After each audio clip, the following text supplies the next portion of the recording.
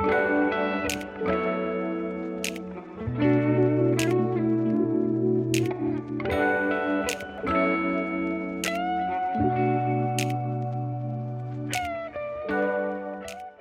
right, this is Reverend Kenneth Price with Reverend Dale Blackford on Sunday, November 3rd. I wasn't able to decide earlier whose Zoom call this was, but I think it's Dale's. For freedom from suffering.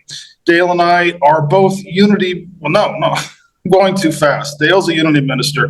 I'm a minister for Living Church Ministries, and every Sunday at 2 p.m. Central Standard Time, Dale and I host this Zoom call, host this podcast for 1 hour so Dale can deliver. No, he doesn't deliver. He channels something that's very unique, something that I find very valuable, and something that I am just grateful to get recorded and archived.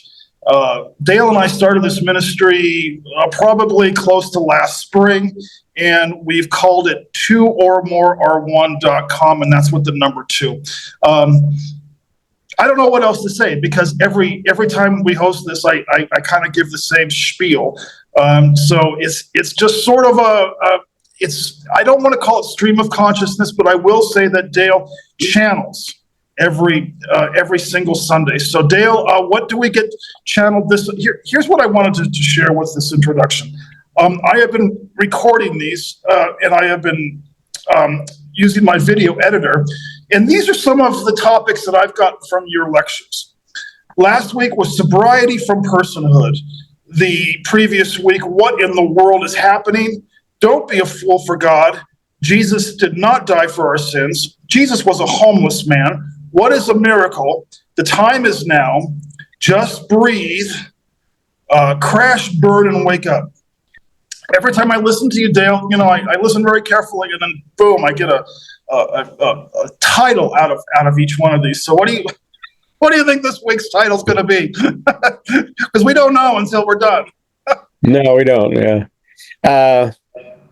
I'm not sure. So one of the things that's been, I've been out of town in Montana for almost 2 weeks. I head back to San Diego Tuesday, and I got a lot of emotions about that. In fact, I got a lot of emotions period today. A lot of stuff going on inside, and which is probably good. And well, it is good. But I mean, so I was thinking for this today, because a couple days ago, a phrase came to me that was a good title for a book, or just a topic. And I don't know if that is this topic or not, but it was nasty but beautiful stuff.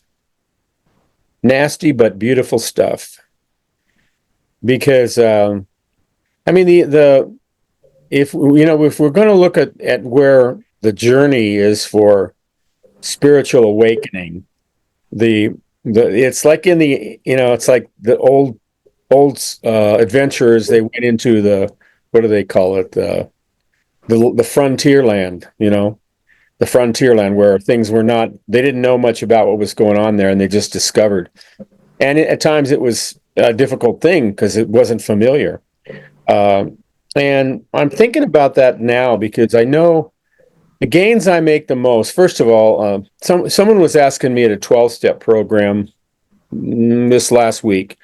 They had been dealing with some really hard stuff, and this guy met with me and another fellow to just kind of talk and just connect, and he'd asked me at one point, like, what I thought was and what could you do when you're not feeling very good, that you're not feeling you're just not feeling very good, that you're feeling that darkness in the pit of your stomach and up through into your head, and just feeling lost, and maybe feeling compulsive to do the things that you know that aren't really going to work for you, yet compulsively do it because it's the only thing you can think of doing.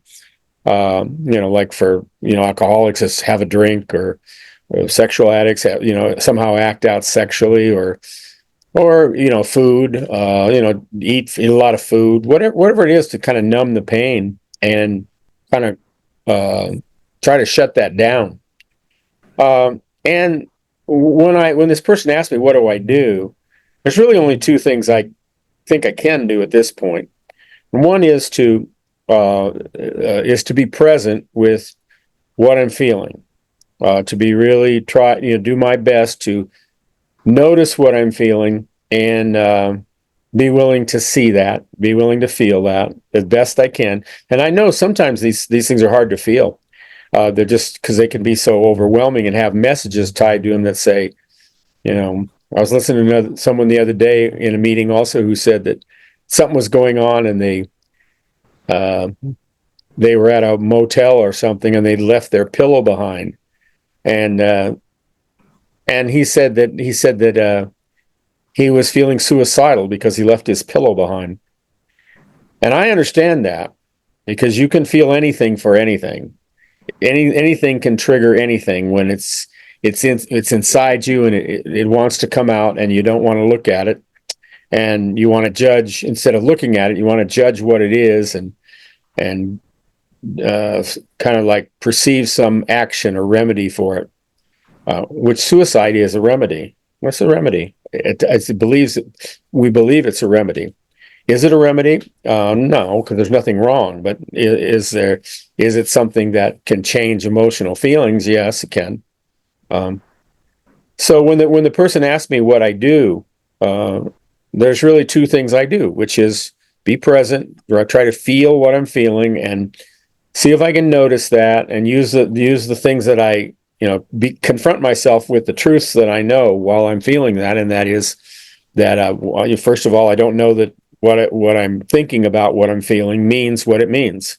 I don't know that. I don't know that what my thoughts are about my feelings mean what I think they mean. I don't know that. And then other things like more shall be revealed, and Einstein with his saying that I live in a friendly, not hostile universe, so this too shall pass. And not only that, this too is for good. It will show me things that, because in reality, it's things coming out of me, the truth coming out of me from within, coming out. And that's the real frontier. That's the real frontier is in the land where I have fears and certainties and really desire to go unconscious to what is inside me, those truths, because that truth inside, and like I said in the first phrase, it can feel really nasty and really overbearing and overpowering. And but the reality is it's actually beautiful. It's actually the freedom that comes up from that, that in that place was, as we start reaching a point where we can actually treat it that way and notice it and see it, it starts to come up more in bits that we can, it doesn't overwhelm, but it does. If it overwhelmed, that'll just send us back into unconsciousness. But if it's hard, when it's hard, that's really good. Actually, that's really good when it's hard, because those are the messages of lies that make it hard, the holding on, the attaching to it, that we're being offered the opportunity now to actually let that go. So that's one of the first things, is to start to see that and start to not recognize I don't have to run from this, even if I'm still holding on, which I am, to know that I don't have to run for this, and this does not mean what I think it means. It does not. I mean, it can change like that. It reminds me of that one of the movies, and I think it's in the book that Dickens wrote on A Christmas Carol, where Scrooge sees one of the ghosts, and he's really arguing in denial that the ghost exists, and the ghost is basically there saying, "I'm the spirit of this. I don't know which one it was, but I'm the spirit of this, and I'm here." And Scrooge's response is, "I don't know about that. You might just be a bit of undigested potato. You might, your diet. You could be that." And there's more to it, but it isn't what we think it is. And the other thing that I do is what we're doing right now, which is I contact a friend. I contact a friend, and I try to cultivate. This is important. I try to cultivate friends. I mean, that doesn't mean I limit my friendships. I mean, I try to be friendly and cultivate friendships with many different people through my life. But there are certain friends that I I really rely upon for my well-being. And those are the friends that, in some way, they're not perfect at it, but in some way have learned that I'm not looking at them to get fixed or to find advice or anything like that, because I know that, I don't need to be fixed or advice when I know there's nothing wrong. That's insane. I mean, it's like that's to do that. I have to fall asleep into the lie that I'm saying, oh, there's something wrong with me, and I got to fix this. Otherwise, I'm going to be doomed, or I'm not going to, I'm going to stay in this, all kinds of stuff like that. No, it's to hear me. I need to, like, two or more are one. I need to be able to share what's inside me, to really kind of give birth to it. That's actually what if you have a friend who can do that. That we've talked about this earlier in some of the other stuff. It's like midwifing the birth of the nasty but beautiful stuff that you're holding on to. It's beautiful because it's freeing. It's freeing. It actually is freeing as you're allowed to see it and allow it to come out of there. Because when you can see it, there's no reason to put it back down there anymore. And not only that, whatever you've held it together with down there dissolves, because there's no harm, no foul. It's just forgiveness. That's instant forgiveness for that, which is surrender. So it's connecting with someone and being able to share that. And like with this case with this person who was listening, I gave him my phone number and I said, if you want, here's one person, if you want to talk to, I'll listen. And I won't try and fix something that's not wrong with you. I won't do that. I mean, I could not fix anything that's not wrong with me. How am I going to fix anything that's not wrong with you? That's crazy. That would be crazy. But I can hear it. I can listen.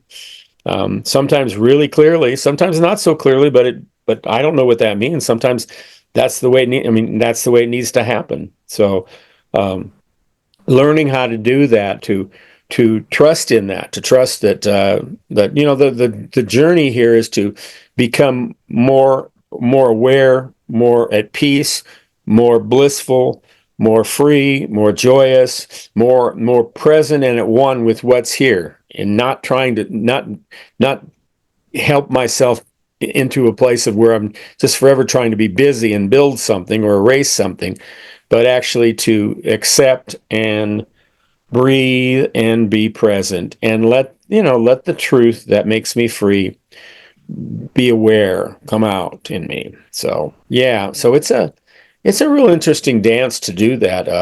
And again, why I'm doing this program, because I think you'll do that as you awaken. You'll do that whether actually you're never alone, but whether you're consciously connecting and sharing with someone, a person will do that as they start to awaken. I did that in that dark night of the soul stuff, and I wasn't making any calls, friends. I was not making any calls in those 2 years. I did make some connections with people that I had a friend down there that I could sit with, who she was going through a lot of stuff too, and we just go be with each other. We just hang out and do things that, and kind of like bring our brokenness together. And by bringing our brokenness together, we became whole. We became whole in the moment, And then as you realize that you're whole in the moment, the whole idea of being broken has to do with what happened to you, and what happened to you in the past, and how are you going to deal with what you perceive as the future. That's where brokenness is, because actually brokenness in the present moment is not being broken, it's being vulnerable. It's really being vulnerable. Yeah. And Well, I gotta repeat that. Well, maybe brokenness in the present moment isn't brokenness; it's vulnerability. yeah, vulnerability. I've got And about 3 titles already. Keep going. and that's and while you're being vulnerable, that the lies that you tell yourself, of course they're going to come up, but they're going to come up in a way where, at the very best, you could cry over the insanity of it, and what you've tasked yourself to experience, entertaining and hiding from those things and holding them and keeping them secret, where once you're vulnerable, they start coming out, and you go, you're like a little, you're like a child again. You're like a little child that, I mean, you never think of for instance, a small child, who would go to a small child and say, hey, look, you gotta hide that better. You gotta control yourself. You're a grown up, you're a big boy now, we don't do that with little children. That's consequent, not surprisingly, Jesus said that's who the kingdom of heaven belonged to, was little children, because they were not afraid. They were just exploring everything, and when they wanted to cry, they cried. When they wanted to laugh, they laughed, and everything moved back and forth really quickly. It reminded me of one teacher. I can't remember his name. Who was talking. I like the analogy. He said that when little children, when they eat something and it sours their stomach or something like that, what do? Well, they throw it up. They throw it out. They project it out. They go blah and project it out. It's not any different really than what we do now, because we all have stomach aches. We have heartaches. We have headaches. We have psychic gut aches. The lies of pretending who we're not, and trapping ourselves in that. And many times, together, like if you're with a friend, that's the thing. It's like that you can vomit that out, and a friend will stand there and go, oh, will listen and allow you to do that, because they're not going to look at what you vomit out. They're not going to necessarily be stimulated by it. They may be, but in perfect listening, which is possible, perfect listening is possible for all of us, even if we're not practicing it at the times, it seems like. But perfect listening really is that. It's allowing someone to, get it out, to just go blah, and not, and feel safe and connected with someone while they do it. Because if you vomit something out from that's deep within you, the neat thing is about it, mine's right there too, and I'm still holding it back. And there can be a time when I can do that too. Maybe maybe in the next moment after I'm done listening with you, or after we leave, I can, or the next time, or whatever, I can do that too.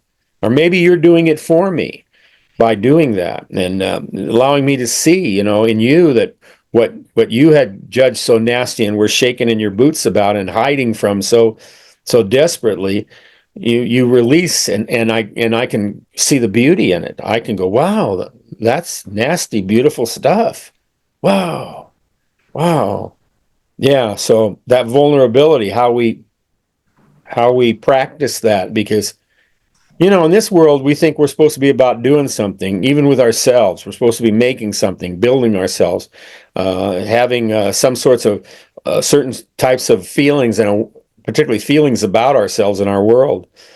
And that's probably the interesting thing. It can be scary, because the path to freedom is actually going into that feeling and being able to ask yourself, am I still safe? Do I know that that's true? And especially if you have another person there who's going through the same thing, both of you can see right away that that's not true, and that you can hang together and allow that to move, and not just move out of the way, but actually start to move out from you, to release that, to let it go, and to forgive it.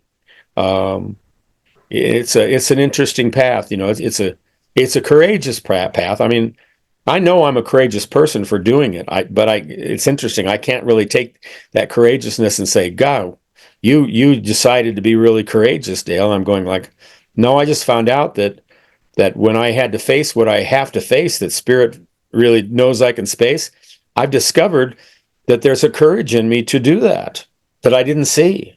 And also that courage is well worthy, and it's proven, because that kind of courage pays out. Things change, alter. The things that I'm afraid of, the straw figures dissolve, and I'm going, oh, I'm okay, I'm all right, yeah, and all that entails. Sometimes sometimes when I do that kind of work, like today I've been really feeling that. Today was one of those days where as I'd put off the even memory of the podcast today until I was looking at my computer, and the computer says at 1 o'clock, it says the time that when I'm to do it. I'm going, oh yeah, I got to do that. And I want to do that. And a part of me, no, part of me at first didn't say I want to do that. Part of me wanted to say, I'm having a hard day today, and I'm out of town, and things are transitioning when I'll be going back and stuff like that. So, and I've got stuff like that dancing around. So maybe I'd just pass on this. I know Kenny would be okay if I just passed on this for once. And then I just go real, and I don't even go, no, I'm going to will my way through that. I just look at that, and then I go, okay. And I'm asking myself in the moment, over and over, I'm asking myself, well, this is what you're saying is going on for you. Are you okay, Dale? And I go, yeah, I'm okay. Are you sure you're okay? I go, yeah, I'm okay. And the next thing you know, I'm bringing up the program because it is right before me to do that. Am I doing it with a sense of expectation and plan? No, I'm doing it with a sense of, well, I know what works. Noticing it in the moment, noticing how I feel, and reaching out. And especially when it makes no sense. Especially when it makes no sense at all. In the 12-step programs, they talk about it like picking up the 50-pound phone or something like that. And that's really what they're talking about. Because even though they don't really discuss the metaphysics of that, they know what it does. They know that reaching out to someone uh, changes everything. I mean, when I go to 12-step meetings, I don't identify as an addict.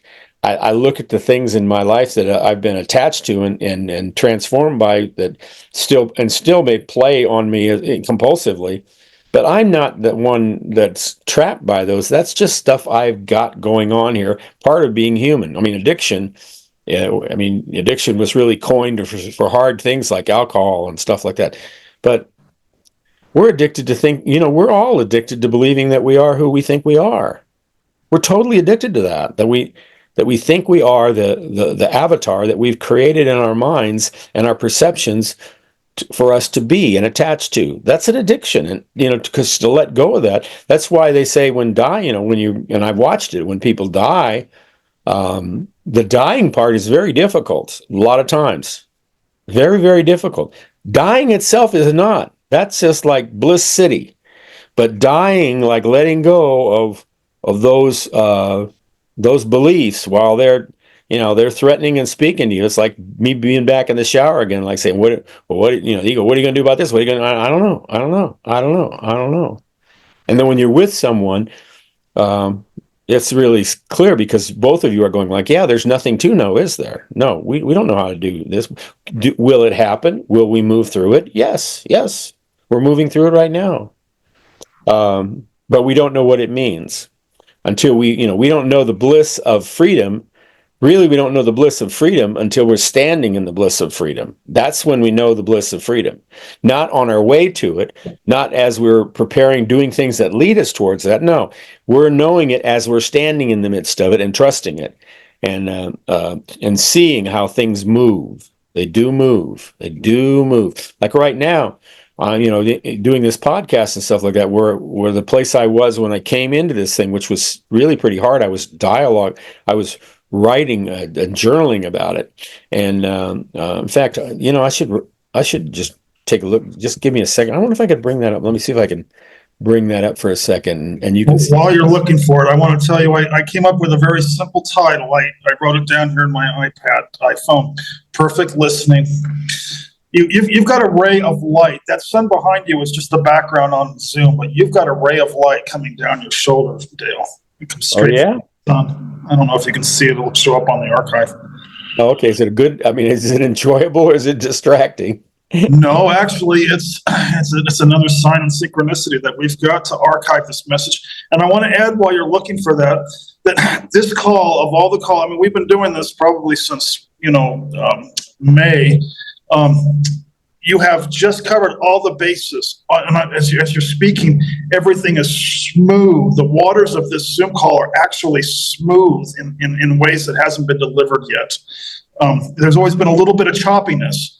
This is Uh-huh. actually like a still glass sea. Keep going. Mm. I don't want you to stop. We have a half hour. Well, this is just moments before I realized it was time. In fact, I'll read you some of the lines here without being personal, revealing anything. But I do need to go out. This is just right before it. I need to get out. Feels dark and dreary in here. Time to go. Maybe not yet. Stomach is still bothering me. Thinking about someone. It's not a good feeling. Not feeling so much a return to someone who makes me happy, more of what I left for. Taking care of a very needy person. Stuff to face when I get back, etc. There's items listed. Going back right now does not feel good. Where can I go that feels good? Coffee shops feel out. Could drive up the Rattlesnake. That's a place here. Could drive up the Rattlesnake.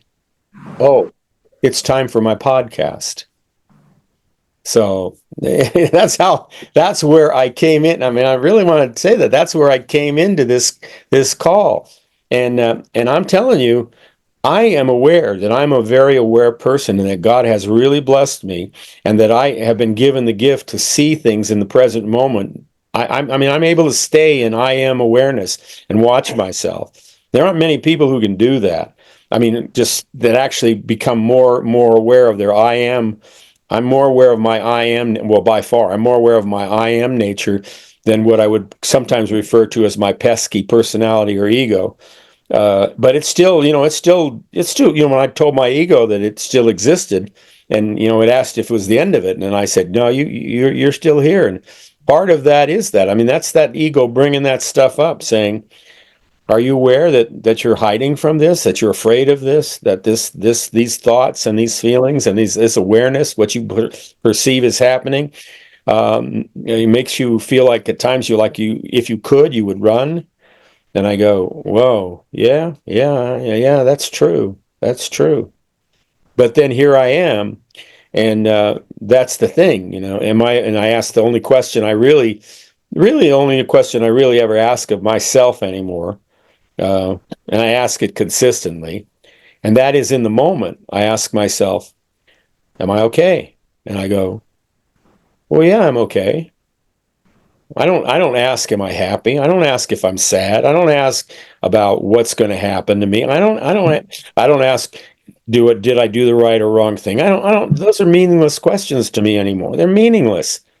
But the question of right now, in the sense of who watching myself, see myself, in a sense, suffer, I'm saying, am I okay? And I go, in the midst of all that I wrote like that and feeling, I go, I still have to say, because I look at it and I look inside and I go, or look around me and I go, yeah, I'm okay. I'm really all right. I don't understand it at times, but I'm okay.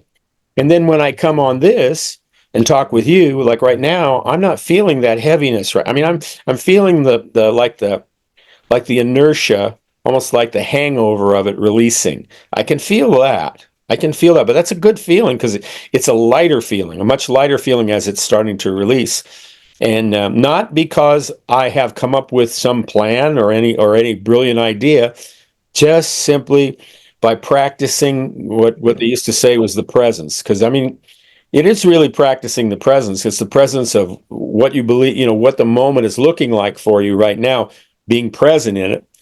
But also the idea of the practicing the presence when two or more are gathered is practicing the presence of yourself expanded as someone else, in someone else that you perceived as someone else who is not someone else, who is I am, who is you, who is the same oneness. And that presence, to practice that, and everything else works out. I was saying, I don't know if I said this earlier, but I probably have. I'd like to go to 12-step meetings again, not because I started it. I don't, I don't work like the steps of the program to get better. They're like things that reflect what's actually reality in my life. Like the first three steps of any program, 12-step program which is a beautiful, beautiful way to, I mean, the shortcut of it, the short form is, I can't do it, meaning the self. I can't do it. The second one is, God or spirit can. I am can.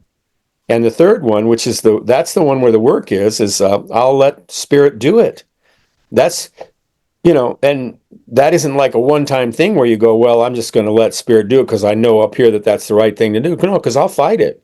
My ego will still not fighting as much as just still has clenched fists around a lot of it, going like, I don't know, I don't know what is this. And I'm going like, what are you holding on to, Dale? And it's like my ego and I go, we don't know, but this is what it feels like. And going, yeah, I know. That's what it feels like when we hold on. Take a deep breath and call a friend. And of course, in the 12-step meetings, that's why I go to meetings, because I'm primarily I'm there because the presence of other people who are in their own way, being guided to do the same in their own way. And that is powerful for me. It's like it's this I expand and freedom starts happening like that. Uh, then everything else, like it really becomes about my perceptive of how I perceive things.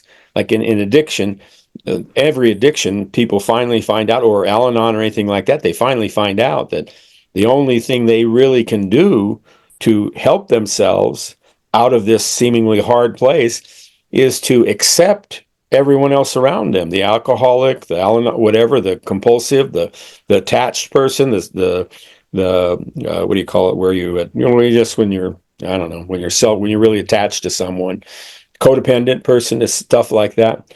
It's to accept that. And accept means not accept that this bad part of a person. It's to say, I really don't know what's going on here. But it's a friendly universe I live in, not a hostile one. So I accept it. I accept it, and then everything becomes about that. Like I think one I forget. See, I don't even know the numbers. I don't really know the numbers of the steps that well as the essence of them. But there's one about like you make amends, like recognize when you're wrong and promptly admit it, and then I forget the other part of it, and make amends really. And for me, that's not making amends with anyone else, because I have already, I know, and I don't have to say this to them because they may not understand it. But when I'm engaged in something, if we are engaged in some sort of a dance, gosh, I know we're both co-conspirators in this nonsense. There's no harm, no foul. We're co-conspirators trying to push this false agenda to reality. And what I do need to recognize when I say when I was wrong, promptly admit it. I mean, and I'm talking relatively. Overall, even that is in line. There's nothing wrong with that. I mean, as long when I'm watching it, even if I used to say even when I'm watching it, it makes it right in that reality. But in reality, even if I'm not watching it, we know that the pain of not watching it brings us to watching it, because that's the only thing we have left. Nothing else will work. And so when I'm wrong, when I'm like if I attach to, I'm not, like if somehow I'm going like, well, how are you, Dale? And I'm not really asking the question consciously, but I'm just saying, I don't even ask the question. I'm saying, you're not doing very well today, Dale. You're not doing very well. It's like, that's when I'm wrong, and I need to promptly admit it, that I'm going like, wait a minute. I don't know that that's true. I really don't know that that's true. I just know I'm feeling something, and promptly admit it. And, then the mend I make for myself is probably part of that too. It's a forgiveness. It's like saying, I let go of that judgment. I accept that. And I accept the fact that I judge it. I accept that a part of me still thinks that somehow there is something wrong with me and I could fix it. That's a delusional thought, and a delusion all the way through. Yet delusion is part of a relative sense of our awakening and our reality. Delusion is. And it's not to ignore delusion or say that's not happening. You still look at it and say, oh, well, Dale's the avatar that I've created myself. I'm sunk into it, and I'm being delusional right now, and I'm attaching, and not only I'm not just feeling, I'm trying to affirm the attachment that I believe about this, and that I need to see, because that's the truth that makes me free. Because when you see something as not true, that is a powerful truth. Because most of the time we don't see those things as not being true. We build a castle around it. We build a self-help program around it. We build our sense of personality to transcend or whatever, or deny. We build something like that around it, where that is not the way of freedom. The way of freedom, I mean, it is ultimately a way of freedom, because again, and I'll say this over and over and over again because I have to say it, and that is, pain is a blessing. Frustration and suffering can be a blessing. They are, because they force us. They force us to abandon the ways that they force us to abandon our denial. All those steps that Kubler-Ross comes through, that it forces the release of anger. It forces the release of denial. It forces the release of, well, I'm going to bargain and make this work. It forces all that. It forces us into that other phase of beginning like a depression, where we're going like, oh my God, I'm lost here. I don't know. I don't have any tools to defeat this with. It's like, of course, if you're dying, that's where we're physically dying, where Kubler-Ross was using that outline, which is, it's in everything. You get pushed right. If you were really dying, you get pushed to it. That's my dad when he, just hours before he died, with fear in his eyes, finally turning to me and showing me that fear and saying, Dale, I didn't think it could be this hard. Well, yeah, because it's hard because of the attachment. That's the hard part about it. But of course, in that, he was probably still hanging on, thinking that he could hold on to it or have time to do it. And it's like Spirit's going, no, that's release that you're going to release that now. You're going to release that now. There'll be nothing for you to hold on to. And you will like this. You will be free again. You can see this. And to do that while we're walking on the earth, I mean, I think that's really what they meant when they say, what in the Russian Orthodox Church they called, they called it, the old writings, they called it prayer without ceasing. Prayer without ceasing, which is really observation without ceasing. Prayer without ceasing is observation without ceasing. Then, of course, everything like, I was thinking about meditation, where Krishnamurti kind of, and I agree with Krishnamurti. I'm paraphrasing. When I read Krishnamurti, Krishnamurti, in a very gentle way, was basically saying that meditation really is part of the trap in the world, because if there is a trap, but the attachment side, because it's like a thought that's how you're going to get out of this. And that's not, a special time, a special place, a special way you quiet yourself down to see things so you can get out of what you're seeing. Okay? Let go of what you're seeing, which is a joke. I mean, you're not going to let go of thinking. You can calm yourself to a degree, yes. But even if meditation, what you call meditation with your eyes closed and stuff like that, is working, it's the same as walking around consciousness. Meditation is walking around and seeing from observation, not from perception, but seeing the forms, but seeing them as, movement, color, the things of the earth, sensation, moving. That's what meditation is. I mean, same thing when they instruct in meditation. It's like, let go of the thoughts and the forms, see them as clouds floating. Yeah, that's it. But there's no reason that you have to limit that to sitting down in a place and closing your eyes. In fact, if anything, you might want to look at that, because that can set up another duality. Like, well, I can be at home and at peace when I'm sitting and closing my eyes.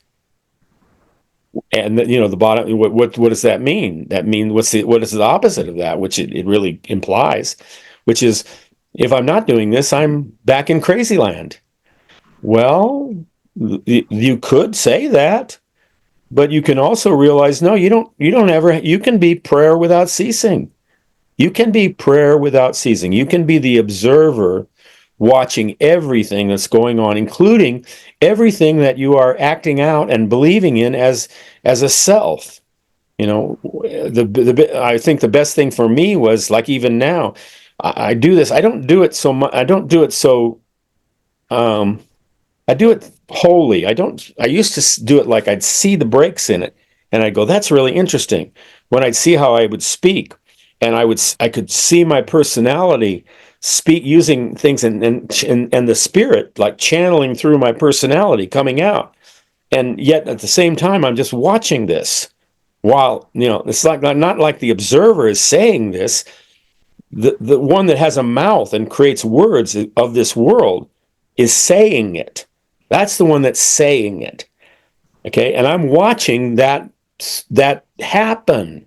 That happen. Now, as that develops and I become more at one or peace with it. There's no distinction there either. It's like the even the expression of the self is this beautiful expression that's on the earth, it's like a rainbow, or it's just as like a rainbow or something, or a sunrise. The expression of the personality, even in its fears and all that, it becomes that because you're starting to see it as the storms and the light and everything of that when you start detaching, and actually in a way you even really detach from awakening because you're actually awake. And you accept that you're awake. And if you accept that you're awake and everything within what you're seeing, well, it can't help but be beautiful and have meaning, and not of your old business to take notes on and make judgments about, etc. You see it happening like that. So then, like speaking, that of course that becomes me. You say channeling. I channel. Yeah, I do, because I watch and allow the Holy Spirit to use myself to express in the world expression. And that's beautiful. That's beautiful. Okay. And that's what it is. It's just beautiful. It's beautiful. It doesn't mean anything more than that or less than that.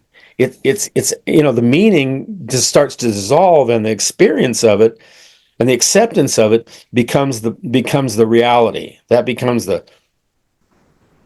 and then consequently connecting with other people is really important, because as this non-awakening occurs, you start realizing that you're not, even as you see the world and tend to attach to it, you're seeing that even in that you're not alone, and that the whole that is you is greeting you everywhere, in every soul. And not only that, it seems to be, my opinion is, it seems to be magnified more and easier to perceive, because I mean, if I see you as the Christ, or I am, whatever you want to call it, uh, if I see you as that and me as that, I am, and then the I am is one. It's like there's a large part of the world, especially that I'm experiencing right now, that is whole.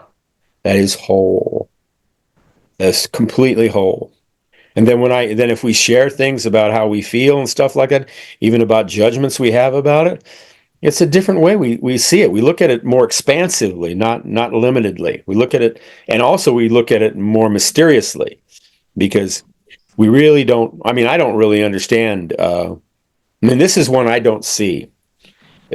I see a lot, but I don't see. I don't see, if I ask this question, and it's okay, I don't have to see, but I don't see like how we, in a sense, seem like we fractured into all these individuals who are working on coming back to one. I don't see why that is like that, or what that's about. If I can't see it. If someone asks me that question, I go, I haven't a clue. I trust in it, but I don't have any idea why that is that like that. I don't, because the whole way of even looking at it is in the world, and I can't see it from the world. Yet it appears that that's what's going on.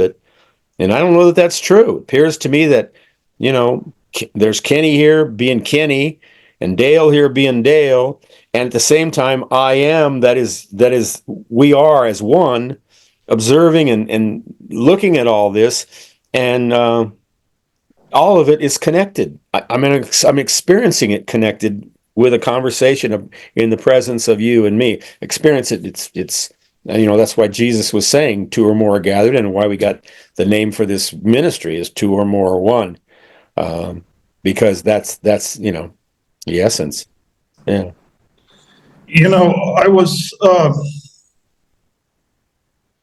I've been pondering our friendship for 15 years, Dale, because it's more than a friendship. It's just that it's a guided unionship.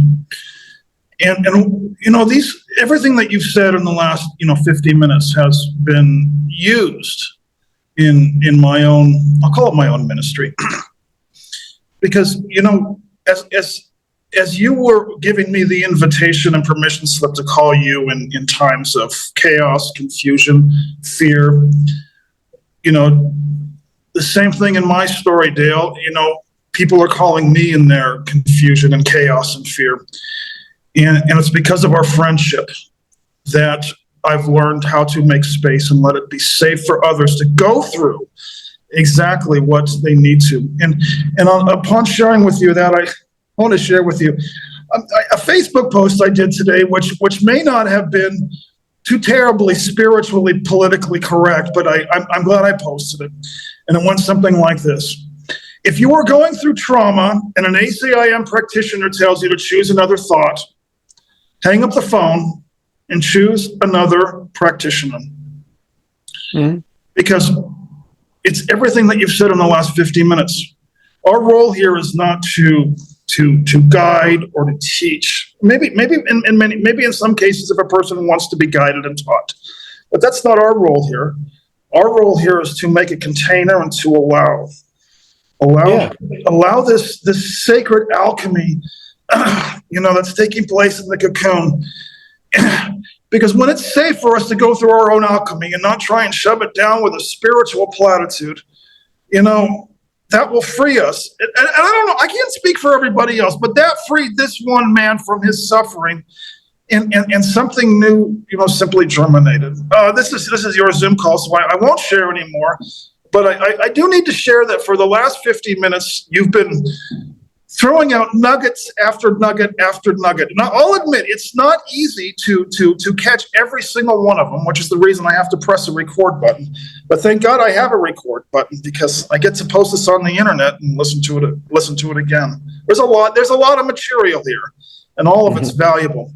As you've been sharing, I've been trying to keep this relationship I was in under wraps for the last year, but I'm done trying to keep it under wraps. I lived with a minister for 7 months, and it was this man he was kind, generous, he was altruistic, but it wasn't real. The highest rankings of the Christian church was the spiritual ego perfected. It was the spiritual ego. And I left. I had to leave after almost 7 months, collapsed in tears and cried, and I didn't know why. It's taken me 7 months to put the pieces of the puzzle together. This is mine, Dale. I can't pretend anymore. I've got to let myself fall apart, collapse, and trust. And religions are just not engineered for this next phase. They're engineered to I don't know why that they're engineered, but I think that's what's attracted me to you for the last 15 years is you've never, and it's, I'm not just going to say religions, a lot of I have been lectured time, and I just got lectured last week. I tried to get honest, and I had a very kind,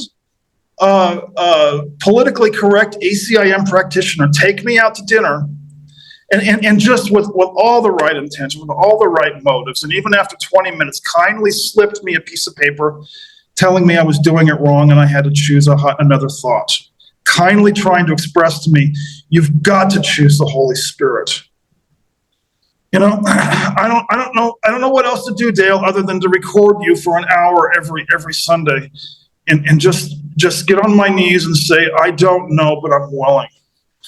Because, ACIM practitioners, ACIM, Presbyterian ministers, I don't know, except the fact that I'm supposed to be here every Sunday, press the record button, listen carefully, and then go back over these archives and review what you've said. It's messy going through this. It's like childbirth. It's like, and I don't want to, I'm very hesitant to share what I just did because both of these men, gave me their time, their space. At the same time, I frighten them.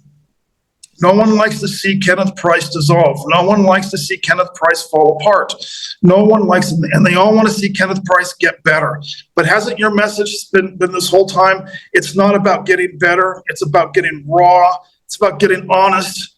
And out of that comes the miracle that will free us from the suffering. Okay, that was my 2 cents on this. I'm not, Dale, I don't know if you realize, but my whole ministry, comes from what you've been conveying the last 15 years. You may not completely understand the impact you had on this one man 15 years ago when I was ready to jump off a bridge and you appeared out of nowhere and said, and you weren't frightened. I've said this to you so many times. You were not in fear. As a matter of fact, you were just pragmatic and said, you're simply falling apart and you're in a cocoon. Period. End of story.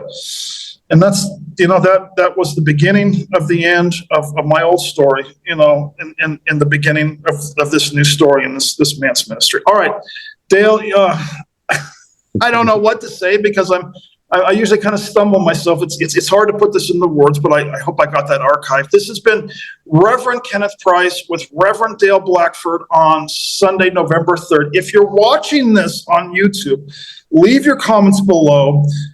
Please, reach out to both of us because this is a very simple message, but it's a very advanced message. And it's a very difficult message, but it's a very essential and important message. And Dale, thanks. Just thank you, buddy. Thanks. Thank you too. I love it. All right. I'm glad I'm here. That is. Again, we're going on almost an hour, and I have to, confide in you. I have to integrate every single one of these calls. I have to go out, and spend time and just like breathe because, Dale, you're like a professor from one of my graduate school courses, and the professor said, prepare yourself because this graduate school is going to be like trying to take a drink of water from a fire hydrant, and that was perfect. Because I went there, I paid those high fees to expand, and I was expanded in graduate school, but I'm expanding 10 times more, with these Sunday calls. All right. So anyway, leave your comments below and reach out to us. God bless. This is the end of the recording, and may the force be with you.